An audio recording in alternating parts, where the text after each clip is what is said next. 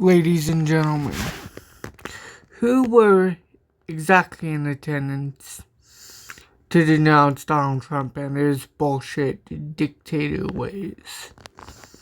Let's take a look at this reporting by the New York Times to find out. No more Trump. Protesters denouncing the president unite across the country. This article is by Karina Knoll and read by an automated voice. They were teachers and lawyers, military veterans and fired government employees, children and grandmothers, students and retirees. Arriving in droves across the country in major cities and small towns, they appeared in costumes, blared music, brandished signs, hoisted American flags, and cheered at the honks of passing cars. The vibe in most places was irreverent but peaceful and family-friendly. The purpose, however, was focused. Each crowd everywhere shared the same mantra, no kings. Collectively, the day-long mass demonstration against the Trump administration on Saturday, held in thousands of locations, condemned a president that the protesters view as acting like a monarch. Many had attended a similar event in June, but the months since had seen President Trump make a dizzying array of changes in quick succession. This time, the crowds included a new round of protesters, those who said they were outraged over immigration raids, the deployment of federal troops in cities, government layoffs, steep budget cuts, the chipping away of voting rights, the rollback of vaccine requirements, the reversal on treaties with tribes, and the so-called One Big Beautiful Bill. Many were also united in saying the administration needed to show basic humanity. "We can argue and debate policies and ways that we can solve problems," said Chris Sharman, a lawyer who attended a rally in Salt Lake City, "but we shouldn't be debating the value of people." In major metropolitan areas like Washington, D.C., the crowds were huge. A rally in Atlanta that drew thousands at one point covered 3 city blocks. A protest in San Francisco poured across 5. One rally in Chicago stretched over 22. Officials in New York said that more than 100,000 people demonstrated across all 5 boroughs of the city. One of the largest turnouts was in Times Square, where the streets were awash in a carnival-like atmosphere, with flashy, flippant signs, one that announced, "I pledge allegiance to no king." Protesters sported the inflatable frog ensemble that activists in Portland, Oregon, began wearing to poke fun at the White House's attempt to portray activists as anarchists or domestic terrorists. "No more Trump," the crowd chanted as they waved American flags. "We've got to speak up for our rights, especially if we're lucky enough to be citizens," said Bianca Diaz, whose 6-year-old daughter Luna came dressed as an axolotl, a kind of salamander. "I wanted her to witness this," Ms. Diaz said. Known as No King's Day, a follow-up to a demonstration in June, the events were scheduled at roughly 2,600 sites across all 50 states. They were organized by national and local groups and well-known progressive coalitions, including Indivisible, 50,501, and Move On. The rallies came even as Mr. Trump's approval ratings at the polls have not changed significantly. Republican leaders denounced the protests, blaming them for prolonging the government shutdown and calling the event the Hate America Rally. Mr. Trump's political team trolled protesters on social media with AI-generated images of the president wearing a crown. When asked if the president had a comment on the demonstrations, Abigail Jackson, a White House spokeswoman, gave a brief response in an email. "Who cares?" she said. Ms. Diaz, 39, was one of those who did. She said she heard about the demonstration on TikTok and knew immediately that she would attend. A claims adjuster employed by the federal government, she has not been paid since the shutdown, but said she supported the position of Democratic politicians who were pushing to keep healthcare costs down. A mass protest, she said, could be encouraging to leaders pursuing that goal.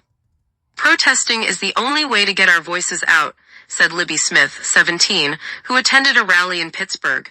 She said her plans to join the military after high school were deflated when Pete Hegseth, the defense secretary, fired a string of women leaders and said he wanted women out of combat roles. Some 400 miles southwest in Richmond, Kentucky, where President Trump has handily won the past 3 general elections, protesters lined the sidewalk outside the local courthouse. A few drivers and passing cars jeered and shouted pro-Trump declarations, but others appeared to honk in support. "This is what democracy looks like," protesters chanted, led by a woman in a megaphone. "No kings, no kings, no kings in America." Protesters in Portland, Oregon, where city and state leaders were fighting the president in court over his plans to deploy the National Guard there to address what he said was violence that was out of control, took part in 3 separate marches that eventually coalesced into one.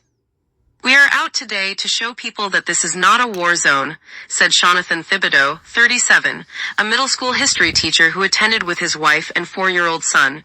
"The ultimate goal of describing the city that way is terrifying. We are peaceful and silly and still Portland." Around the country, strangers met and swapped their long lists of grievances with one another. The government shutdown, the tariffs, Mr. Trump's attacks on higher education, the pressure he has placed on the Justice Department to prosecute political enemies, the erosion of women's rights, and the disbanding of DEI programs.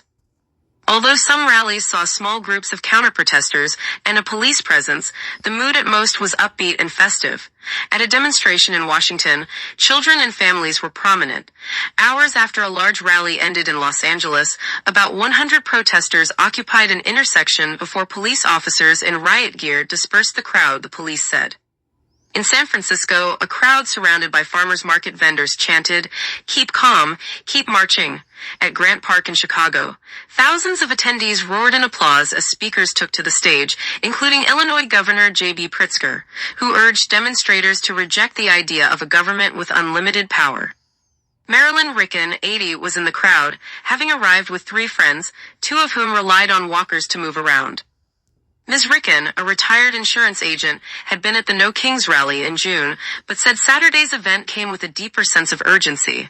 "This is how change happens," she said, as nearby protesters signed their names at the bottom of a large replica of the U.S. Constitution. In a show of solidarity, protesters around the world held demonstrations outside U.S. embassies, consulates, or at town squares, including in Prague, Vienna, and Malmö, Sweden. In Paris, protesters raised placards denouncing Mr. Trump. In Germany, rallies were planned in 4 different cities, including one outside the Brandenburg Gate in Berlin. In countries with long-established monarchies like Britain and Spain, protesters gathered under the slogan, "No Tyrants." In San Miguel de Allende, Mexico, many carried colorful signs rebuking ICE. "The forcefulness of Mr. Trump's second term may have galvanized protesters," said Jeremy Pressman, a political science professor who co-directs the Crowd Counting Consortium, a joint project of the Harvard Kennedy School and the University of Connecticut. "The intensity of the action is going to feed into the intensity of the counteraction or counter-protest," he said. Many protesters said they were heartened by meeting peers. "You feel like your voice isn't that loud," said Michael Flanagan, 46, a medical administrator who attended a rally in Memphis, where the National Guard was recently deployed, "but I've never seen this level of enthusiasm." In Manhattan, 2 siblings, Joyce Pavento, 75, of Marlborough, Mass., and Diane Hansen, 78, of Narragansett, RI, were similarly encouraged to a degree. They had felt compelled to travel to New York City for the protest. Ms. Pavento said she enjoyed the camaraderie of like-minded people, but wondered if their participation made any difference in the end. Yet despite pessimism and fears, the sisters agreed they couldn't tolerate staying home. "What choice do we have?" Ms. Pavento asked. "This is all we've got," Ms. Hansen said.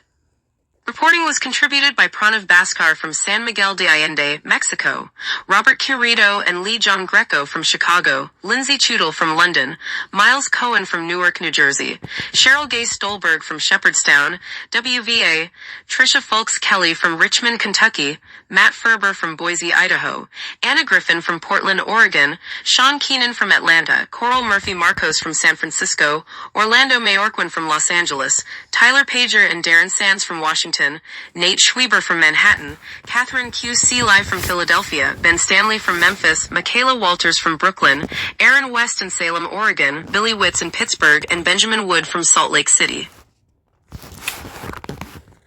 With that being said, ladies and gentlemen, I applaud everyone that showed up and turned out for the National No Kings Day protest.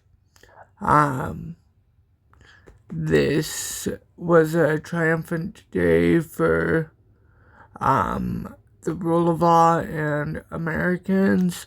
The reason why I'm saying it's a triumphant day for the rule of law and Americans, as well as people nationwide is because not only does it help speak out for the rule of law, but it also helps because it denounces Donald Trump's completely bullshit and dictator ways and moves that he is currently attempting to show.